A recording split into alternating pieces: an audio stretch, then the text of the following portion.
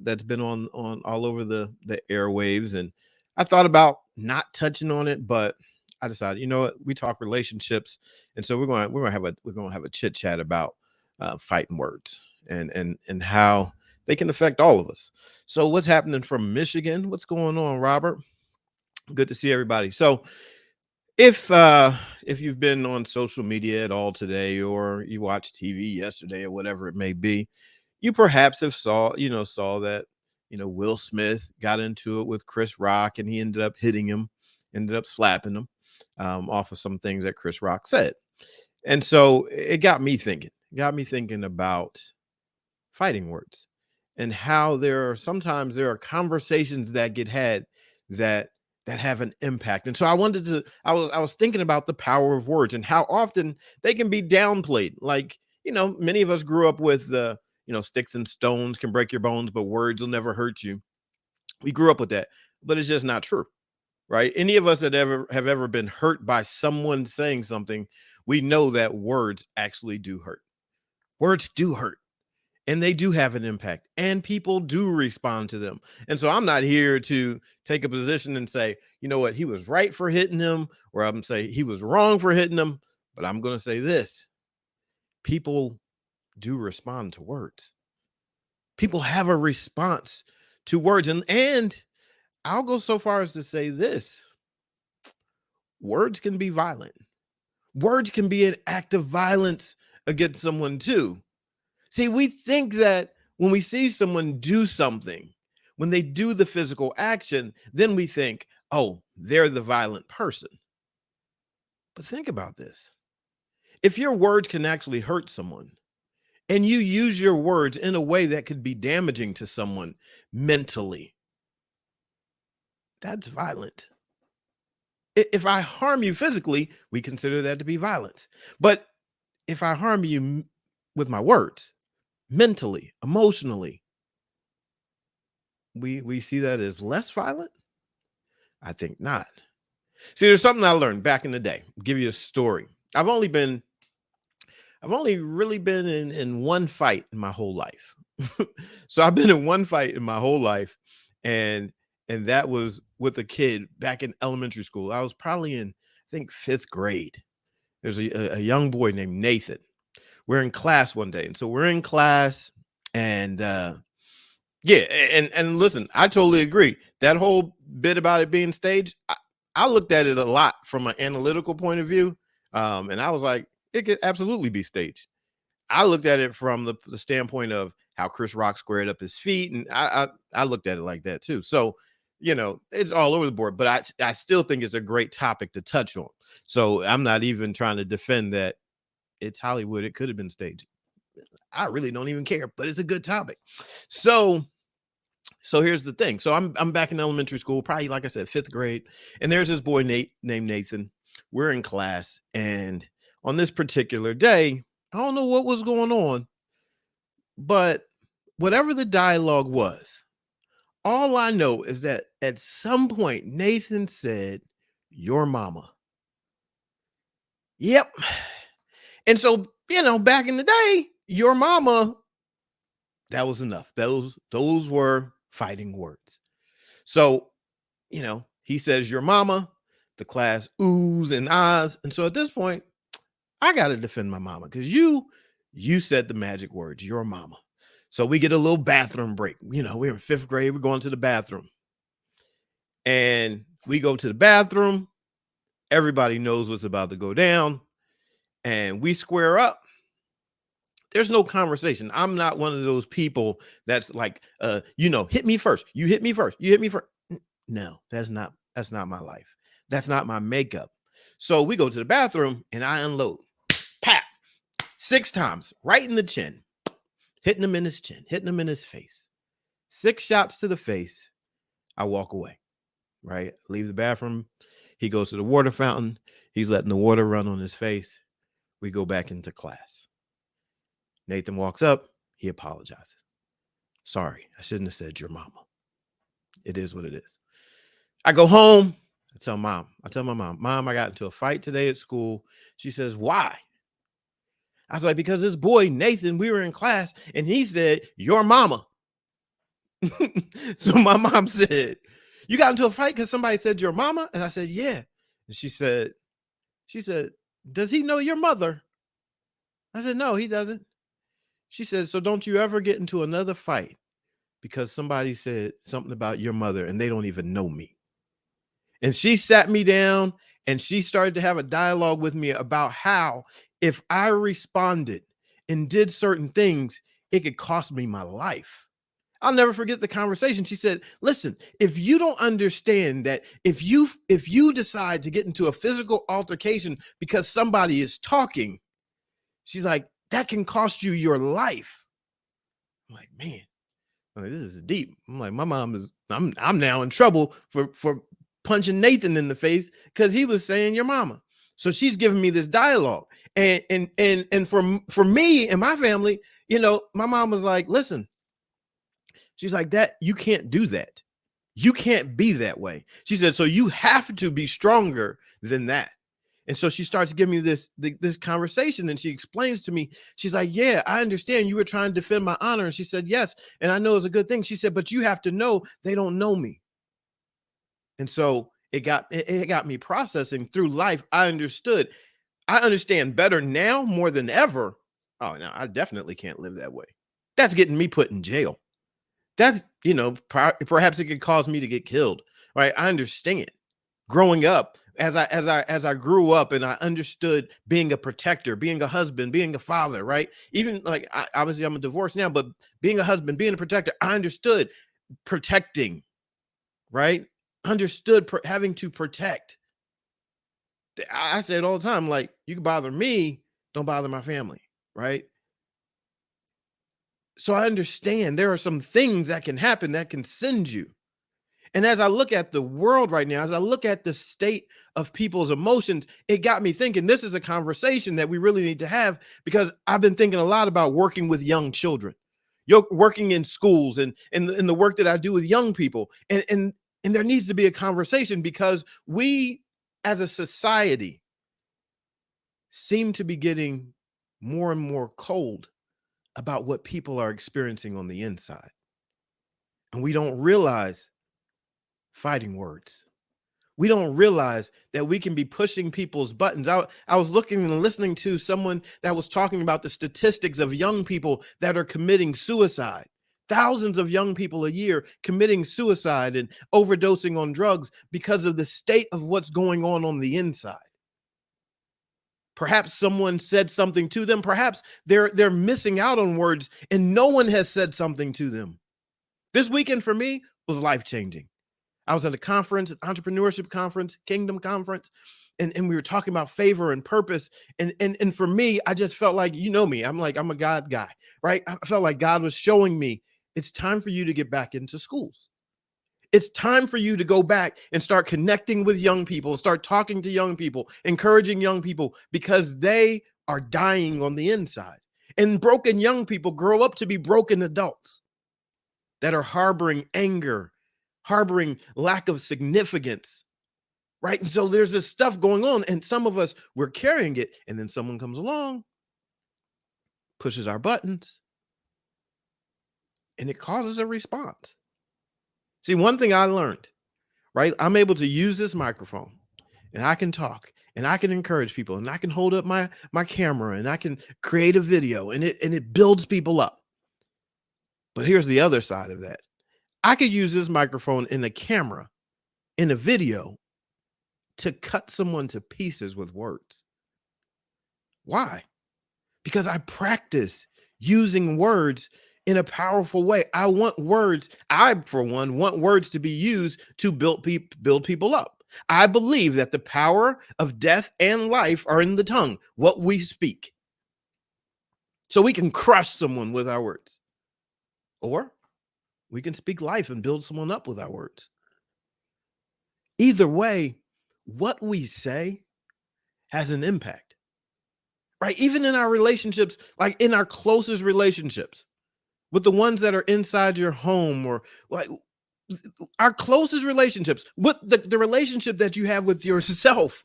The power of life and death is in your tongue. What do you say to yourself, like, that breaks you, Are you saying things to yourself that even breaks your own heart or pushes you or angers you to yourself? Listen, fighting words are a real thing. I can remember the second time that I wasn't in a fight, but the second time I got kind of into a little scuffle. It wasn't really a fight because it was one of my teammates. And I remember I was in college and I was laying on the bed. We were in the hotel. We were traveling, playing baseball. One of my teammates, right? Like he's my teammate. So this wasn't like a real fight, but he was poking me. He just kept on pushing me, kept on poking me, kept on poking me, right? Trying to move me. And he was taunting me with his words, because I'm smaller than everybody else on the team. And so he's poking and prodding and trying to agitate me. And before long, there's a little bit of a scuffle going on. It's not a fight. We're not fighting. This is like brothers, like kind of just scuffling. Again, I know me. I'm the smallest guy. I cannot wait for somebody else to kind of provoke the situation. So for me, I'm like, I gotta go first. I gotta go because if not, I'm giving away, 40, 50 pounds. I'm going to lose. And I gotta go all out. See, when you get to that breaking point, for some people, there is no, like, it can escalate. It can go from a zero to 100 real quick. Right? This is why we got to be careful because we just don't know what someone's dealing with. And I'm processing as this person was poking me. I'm like, I know if I just try to play around, I'm going to lose. So I got to give everything that I have, even to just have a shot. Right? So I get up and I get on him, and before long, I have him in the headlock. So I had to tap him out. He had to tap out. I got to choke him out because he's too big. Right? He's going to win. So he got to tap out. All right. Sometimes we have to be aware that our words make a difference. Right? We don't know what people are going through. We can say, yeah, it was a staged event. It was all that. That's fine. But some stuff we know. Some stuff we know when people's relationships are out in the public, we heard, like, anybody that hears the word entanglement now, we associate it with that couple, right? Like there are things. And so in our humanity, we are affected. Whether or not it's always operating at the surface is one thing, but we're affected by things. Words are not empty. Words just, they have weight, they have value. And you get ridiculed enough. You get laughed at enough. You get mocked at enough. And that next word can be the one that pushes someone over the edge. And so my conversation tonight is not about whether or not someone is right or someone is wrong and all that kind of stuff, but it's about recognizing that we can be a bit more mindful of what people are going through. We can be more conscious about what we say to someone. We don't know. Somebody walks in the house after a long day at work and we jump on them with our words. We don't know what they went through during the course of the day. Right? There are things like I can think about how words have affected me. I did well in school, right? I did well in school. I was in different classes. And people talked about me. They labeled me a certain way because I did well in school. I was labeled a certain way because I played baseball, right? So I was labeled. I'm like 5'5", 5'6" when I'm lying, right? But I'm 5'5", 5'5" strong, right? And so I wasn't going to be on the basketball team. I mean, I played a little bit in high school, but I wasn't going to, really, really excel at 5'5". No. I'm not built for flying in the air. I'm built for the ground attack, right? So people made fun of me though, because people that look like me weren't necessarily well represented on the baseball diamond. And as I see, all this stuff for me has been in my mind over the weekend, well before this Will and what's his name, Chris Rock thing happened. I was thinking about young people. I was thinking about being on the stage in elementary schools and middle schools and high schools and sharing with young people how words do affect you. I thought about the young person who, like myself, artistic. I'm a person that enjoys conversation, right? I enjoy, just, nature, some things that may seem more sensitive. I enjoy relationships, might seem more girly, right? I've been labeled throughout life. Now, mind you, you give me some wood, some tools, I'm trying to build some stuff. Like, I like to be rough and tumble too. But when you like the other stuff, you'll get labeled. See, someone will label your genius when they don't understand it. And those words, they affect you, right? Because I would sit and have a conversation. You know how many times somebody asked me, like, are you gay? Why? Because you can talk. Oh, no, I just like to have communication. I like to communicate. I like to talk. Or because I like art. Or because, I want to go out and I like romance. Okay. It's too sensitive. I'm not supposed to be that way.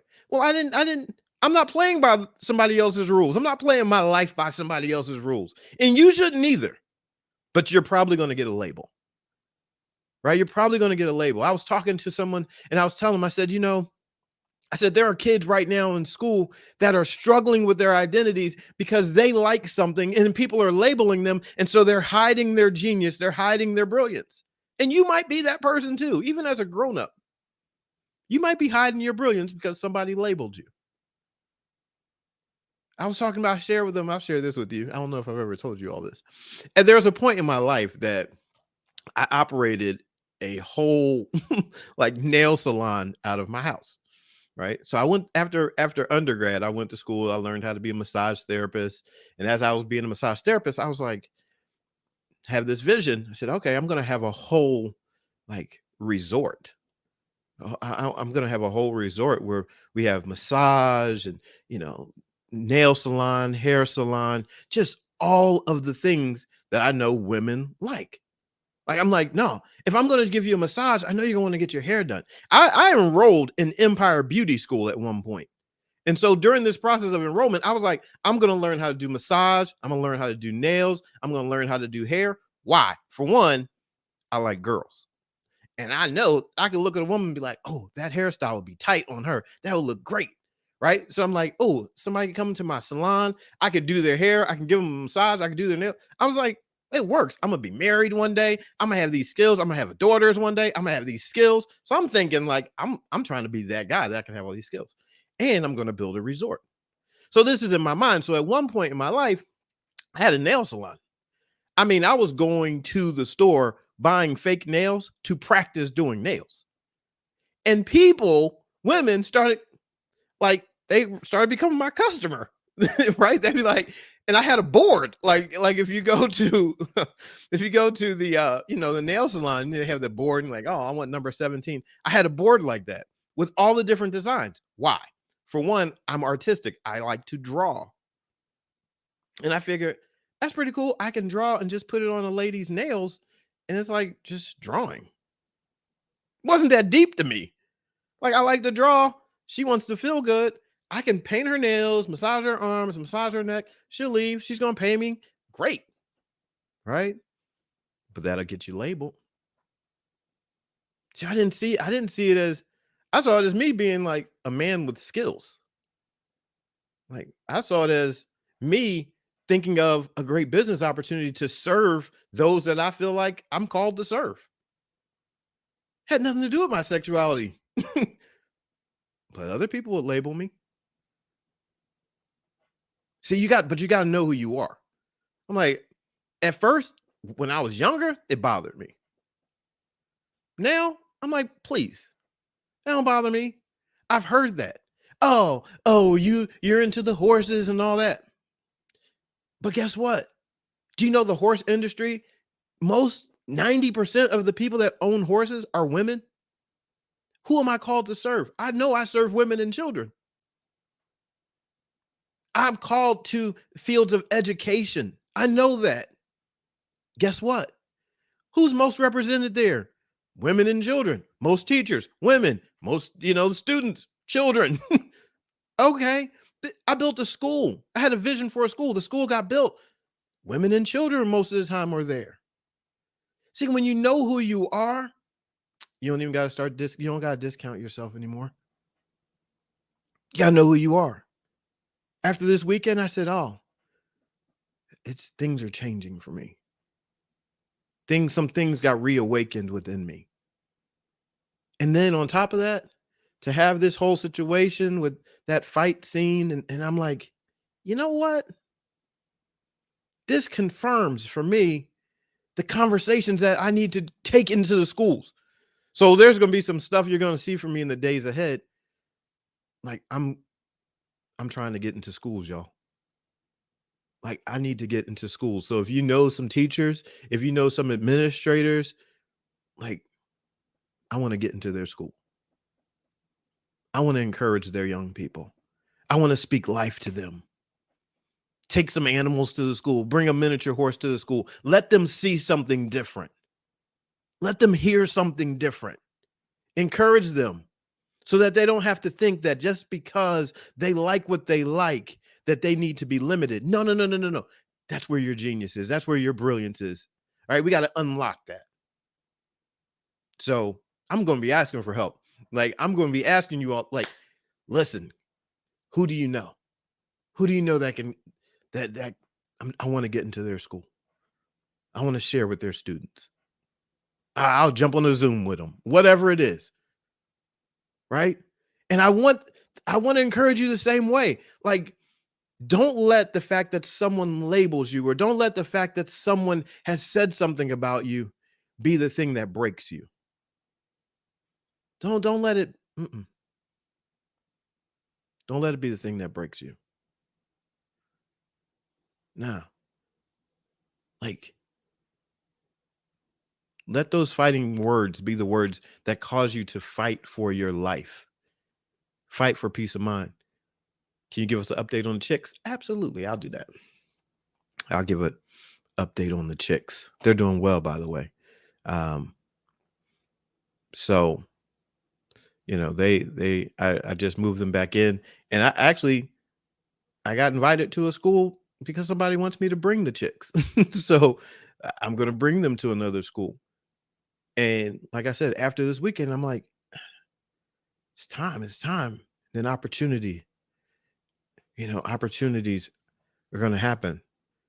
So, living in Philadelphia, I said, okay, I got to take, I'm one thing I know, without even leaving this city, there are schools to serve in this city.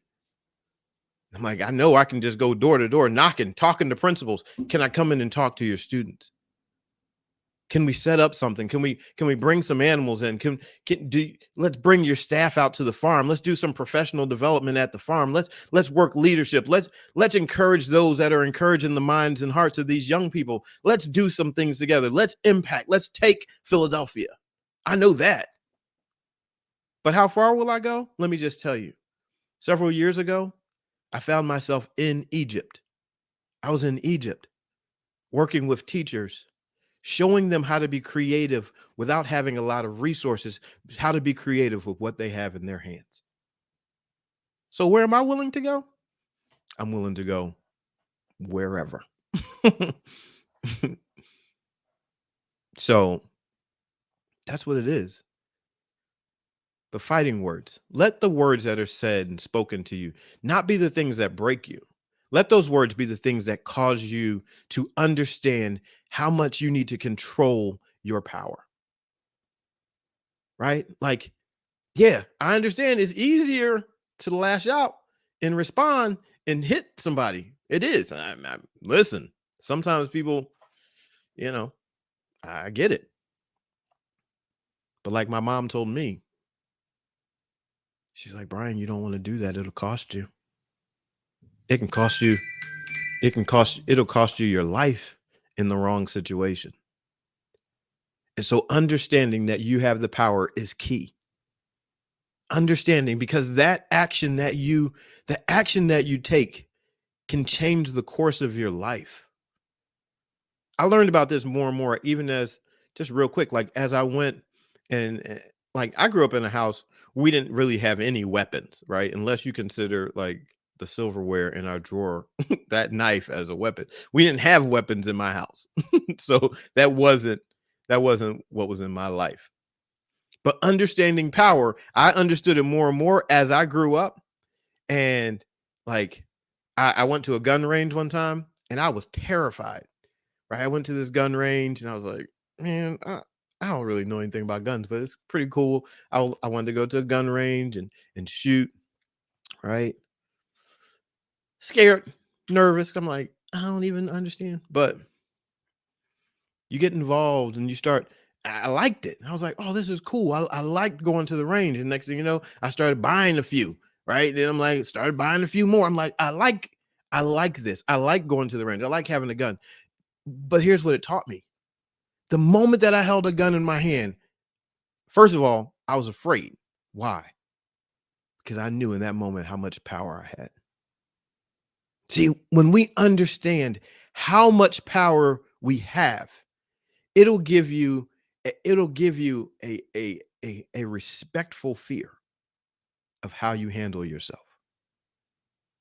Like, see, it was, I can tell you, there were things going on. There's, I was serving and working in different places, and there were a lot of things happening. And I said, okay, well, you know, I wanted to get my license to carry. So I went and got my license to carry because I was like, listen, there's a lot of money moving around where I'm at, and I I got to get home to my family. So I wanted my license to carry. I started carrying, but I had a healthy respect because then I understood that having such power, like this, like that Spider-Man, like with great power comes great responsibility. Oh yeah, it's real. Because when you're standing somewhere and you have a weapon on you, when you have a gun on you, and someone is intimidating you and someone is starting with you, I can end this person's whole life right now. But you don't, because you've learned how to control power. And our words and our actions are weapons like that. Right? See, for me, I know if I get into a verbal altercation with someone, I can probably, in most cases, destroy a person with words. I mean, I'm going to go to the core of what hurts them the most. And so I have to be careful because my relationship with God, for one, says you can't do that.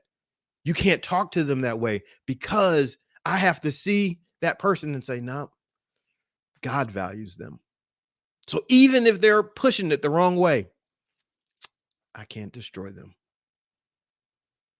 Some things I got to back up off of. And so tonight really was just about this. Like, look, we're all in relationships and we'll be pushed.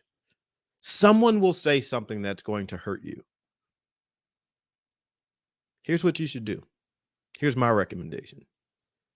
Start looking within. Start looking within. Find those hurt places before somebody else does. Right? You know certain things in your life are tender spots. Be real honest with yourself about those things that bother you. Don't try to press that stuff down because somebody is going to push on that spot. They're going to find that hurting place and they'll push it to try to get you to respond. And the wrong response can end your life, certainly can change your life.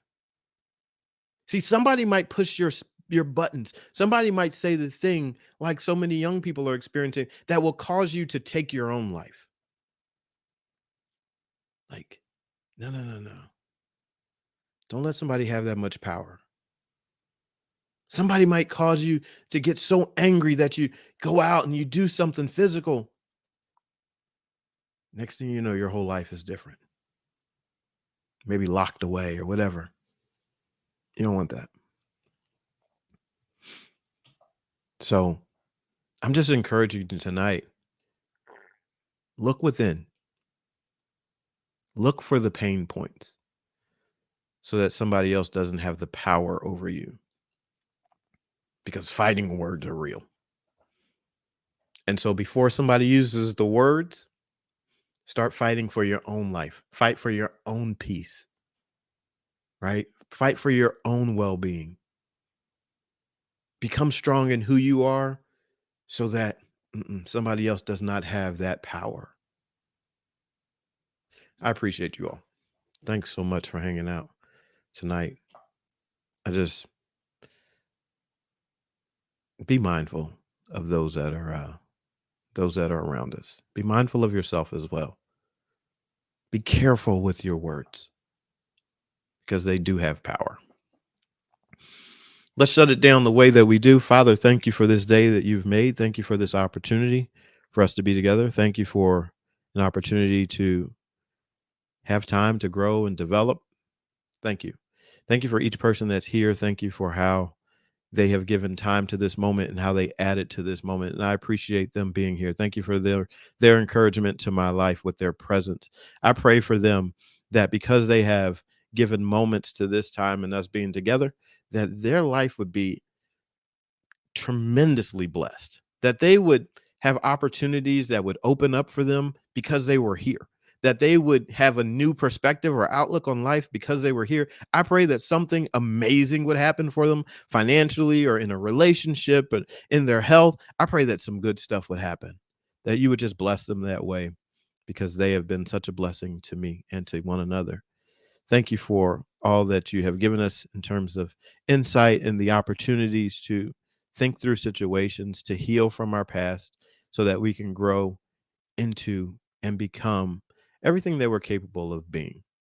Thank you for each person as we go our separate ways. I pray that you would protect them, keep them and their families and their loved ones safe, and pray that they would have a blessed rest of the day and blessed rest of the week as they go forward doing what they are called to do, whatever their assignment may be. Thank you for them all. Thank you for each one of them. We love you so much and appreciate all that you have done. And we know and count it as done in advance. In Jesus' name, amen. All right. Thanks so much for hanging out. So with the chicks, I'll try to have some, at least one of them here tomorrow, or I'll go live or something, maybe earlier. I am going to be changing up my live schedule a little bit, just due to some life changes and different things that are happening. So I'll keep you all updated on that, but I'll make sure the chicks get some airtime and you can see how big they're getting because they have gotten pretty big in just 1 week. So, all right, everyone, have a fantastic rest of the night. Thanks for being here. Love you so much. I'm B.A. Shepherd, 2 P's, ARD, reminding you to be a shepherd. The world has enough sheep. Love you much. See ya.